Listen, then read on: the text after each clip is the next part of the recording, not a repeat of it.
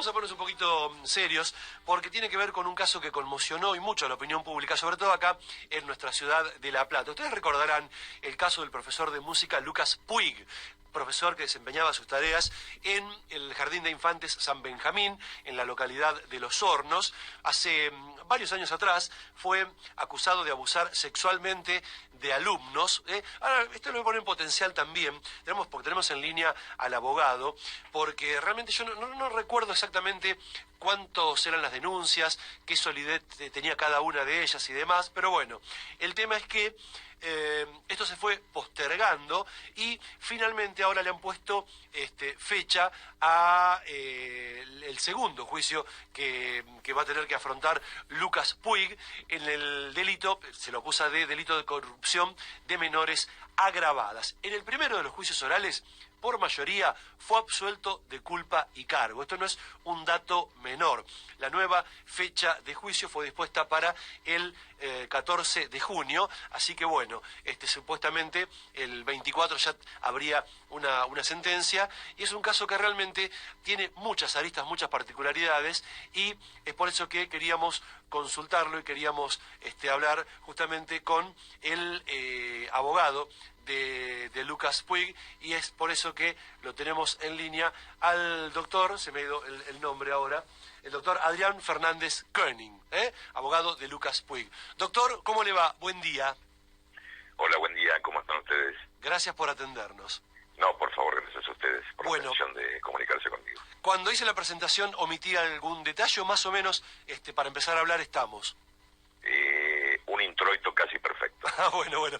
¿Sabe que yo ayer cuando empezábamos a comentar con la producción el caso y demás, cada uno recordaba lo que había pasado 5 años atrás, etcétera? A mí se me escapaba qué cantidad de denuncias le hicieron a Lucas. ¿Cuántas fueron en concreto? A ver, en realidad nos tenemos que remitir a, como bien decías vos, a una cuestión histórica. Este es un hecho que se denunció en el año 2010.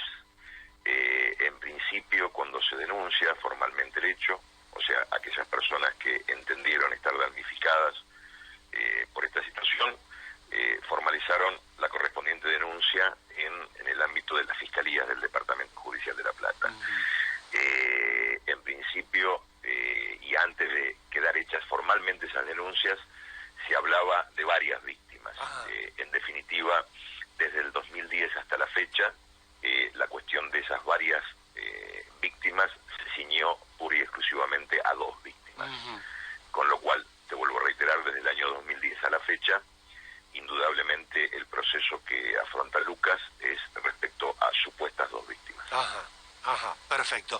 Está bien también lo que yo contaba, que en el primero de los juicios orales fue absuelto de culpa y cargo, ¿no? ¿Qué es lo que ha hecho que haya una segunda instancia ahora? ¿Por qué? A ver, para que entiendan ustedes y entienda la gente que los escucha, después de los largos periplos que vivió Lucas y que vivimos nosotros como abogados defensores desde el año 2010 que se inició la investigación, esa investigación, como todas las investigaciones penales, o en su gran mayoría, salvo algunas cuestiones incidentales, terminó en una requisitoria de elevación a juicio por parte de quien fuera la fiscal, y consecuencia de ellos, Lucas afrontó en el año 2015 un debate oral y público, que es ni más ni menos que lo que establece nuestro Código de Procedimiento Penal en la provincia de Buenos Aires. Bueno, consecuencia de ello, afrontamos el juicio oral, rodeado de características muy particulares respecto de algunas cuestiones que se suscitaron en ese ámbito, y consecuencia de ese debate oral y público, como bien decías vos, Lucas fue absuelto por la mayoría de los jueces que integraron oportunamente ese tribunal. Y cuando digo la mayoría, específicamente por el doctor Andrés Vitali y el doctor Moya Panicelo. Esa absolución, que fue dictada por un tribunal oral, obviamente plausible también porque lo establece así el Código de Procedimientos Penal nuestro de la provincia de Buenos Aires, fue recurrida en su momento por la señora fiscal que actuó en el debate oral y público y por los querellantes particulares, los denunciantes.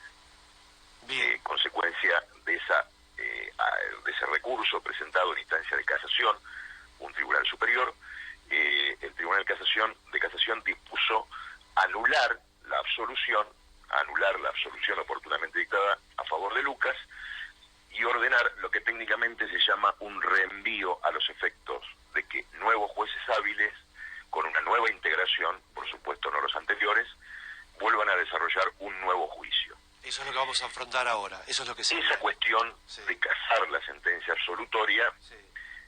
Se ciñó en líneas generales, y yo no quiero entrar en tecnicismos porque tal vez no se entiendan, son muy difíciles de comprender, pero en realidad esa sentencia que se casó absolutoria de Lucas, se casó, entre otras cuestiones, inentendibles desde nuestra posición como abogados defensores y de lo que establece la ley, se casó entendiendo que respecto de cierta prueba desarrollada en el debate oral y público, no fue evaluada o fue parcialmente evaluada, con lo cual, bueno, se casó la sentencia y estamos en esta instancia. Ahí estamos. Le voy a hacer preguntas muy puntuales por ahí para los que se nos escapó el juicio. No sé si me lo puede contar usted esto. ¿Sí? Las víctimas, las dos que siguieron adelante con esto, ¿no? ¿Declararon, por ejemplo, ante cámara Gesell ese procedimiento habitual por el cual a un menor se lo pone para que cuente la experiencia? A ver, Alejandro, Sí. hay cuestiones, yo puedo hablar siempre en el ámbito del respeto hacia todas las partes del proceso, en el ámbito de la prudencia, en el ámbito de la responsabilidad, porque creo que a todos los actores de la sociedad nos corresponde eso, tengamos el rol que tengamos y hagamos la tarea que hagamos. Dicho esto, respecto de esas circunstancias, sí te voy a contar que hubo lo que se denomina técnicamente una cámara Gesell. Ahí va. Nosotros entendimos respecto de esa prueba y de esa cámara Gesell que se hizo, que fue contundente respecto de algunas cuestiones y de algunas aristas, que creo que alguna parte en este proceso ha tenido dudas, y que vuelvo a insistir, esto más allá de una opinión técnica jurídica, de quien habla, de mi socio, del doctor Gastón Nicosia, me parece que es inopinable respecto de la profusa y clara prueba sustanciada en casi 12 años, Alejandro. Correcto, lo entiendo perfectamente. Con la prudencia del caso también le pregunto, ¿qué tiempo estuvo detenido Lucas? ¿Cuánto tiempo pasó en prisión en estos ya más de 10 años, por lo que me dice? Si arrancó en 2010... 2010. ¿Cuánto tiempo estuvo en prisión? No recuerdo... Sí, perdóname, te interrumpí. No, ¿cuánto tiempo estuvo privado de la libertad, Lucas? Mira, no recuerdo en este momento con exactitud, pero creo que un mes y algunos días más. Yo recuerdo un video en el que él contaba que, bueno, se había perdido cuando empezó a caminar su hijo y demás. Lo cuento esto porque, a ver, quiero ser muy claro con esto. En el caso que Lucas diga la verdad, que Lucas esté en lo cierto, su defendido, a Lucas le arruinaron la vida. En el caso de que sea cierto, las denuncias de los dos que siguen en pie, a esos dos menores le arruinaron la vida también, ¿no? Coincido totalmente claro, con vos. Claro, me imaginé que sí. En esto quiero ser muy claro. La justicia hará su parte y esperamos eso, ¿no? Pero la cosa se plantea así, realmente. Un hombre al cual lo acusan de algo, si no lo hizo, le arruinaron la vida. Y si lo hizo, arruinó la vida de dos menores. A ver, Alejandro, es muy buena tu opinión, es muy buena tu posición. Yo quiero hacerte algunas aclaraciones que me parece que son algunas de las aristas de este tema, y sin entrar en detalles que, vuelvo a insistir, no corresponden ni como abogado, ni con la seriedad que nosotros como asesores técnicos, si querés llamarlo, debemos conducirnos en un proceso. Te hago este introito, ¿por qué? Porque uno puede tener una opinión, nosotros tenemos una tarea que cumplir, nosotros somos abogados defensores, y nosotros siempre lo hemos dicho, pero lo más importante que lo ha dicho Lucas. Lucas no tiene el más mínimo temor de afrontar un juicio, dos juicios o los juicios que sean necesarios. Yo recuerdo, y en esto por ahí me voy a rogar palabras que no son mías, de un eximio colega de Capital Federal, el doctor Pablo Lanuse, que me acuerdo que en un debate oral y público dijo: la persona inocente no se preocupa de que lo investiguen, se preocupa que lo investiguen mal. Claro. Y digo esto porque acá nosotros hemos tenido, y yo también quiero aclararte en esto, que yo no tengo una visión apocalíptica de la justicia. Yo creo que todo se puede mejorar. Yo creo que nosotros los abogados tenemos una tarea que es, cuando la tomamos con rectitud, bueno, cuando la tomamos con responsabilidad. Usted es parte de la justicia, no puede tener una visión apocalíptica, debe confiar. Exactamente. Claro. Lo que pasa que también es cierto que nosotros vivimos en una sociedad donde algunas cuestiones institucionales deben ser mejoradas, y esto es público y notorio. No lo digo yo porque lo invente, sino porque el común denominador de la gente que anda de a pie lo sabe, Alejandro. ¿Entendés lo que te explico? Sí. sí, sí, sí, sí. Entonces, más allá de esa circunstancia, nosotros hemos tenido resoluciones a lo largo de estos 12 años de funcionarios probos, de funcionarios con una experiencia mayúscula, en donde respecto de esta cuestión en la que Lucas es investigado y sigue siendo investigado, se han referido a la ilogicidad de esta cuestión y a la inverosimilitud de esta denuncia. Y esto no lo digo yo, que soy abogado, sino que lo han dicho funcionarios judiciales y en el ámbito de la causa que se lo investiga Lucas. Dicho esto, traje nuevamente la frase del doctor Pablo Lanuse, porque, a ver, todos los ciudadanos estamos en mayor o menor medida, por una cuestión institucional, sometidos o no a una cuestión judiciable. ¿Está claro? Sí, sí, sí, El tema es cómo los ciudadanos acceden a la justicia y en qué condiciones. Tiene que haber garantías, como vos me decías, para una parte y para la otra. Es tan grave la situación de Lucas como del delito que se le imputa respecto a determinadas personas. Ahora, dicho esto, indudablemente uno lo que pretende, y es lo que debe garantizarle al cliente, es un marco de asepsia total y absoluta respecto del proceso que va a afrontar. Cuando las reglas no son claras, cuando no se establecen las posiciones, cuando indudablemente se puede hasta vislumbrar que hay cuestiones que no son entendibles desde el punto de vista del sentido común, entramos en un terreno complicado. ¿Y por qué digo esto, Alejandro? A ver, en el primer juicio oral, y ante la gravísima denuncia que afrontaba Lucas, entre otras personas que declararon absolutamente todos los docentes y autoridades del colegio. Y cuando te digo todos los docentes y autoridades del colegio, declararon mujeres, y quiero decir esto en el sentido de mujeres que son directivas del colegio de 40, 50, 60 años de docencia, en la que no solamente hablaron de Lucas, sino de la inverosimilitud del hecho que se les juzgaba, porque eran personas que estaban constantemente presentes en el ámbito del colegio. Eso por un lado. Ahora, por otro lado, también tenemos una realidad que es incontrastable, que es que en el derecho nosotros podemos alegar un montón de circunstancias, pero el derecho es prueba. Y en el ámbito de este expediente, Alejandro, debo decirte también que hubieron de actuar peritos oficiales, no peritos de parte, que también tienen una noble tarea, pero que pueden tener un grado de parcialidad respecto a o respecto de. Acá declararon peritos oficiales. Y yo quiero hacerte esta salvedad, Alejandro. A ver. Una de las peritos que declaró en este juicio es la licenciada Graciela Gardiner. Graciela Gardiner es una eminencia en el ámbito de la provincia de Buenos Aires.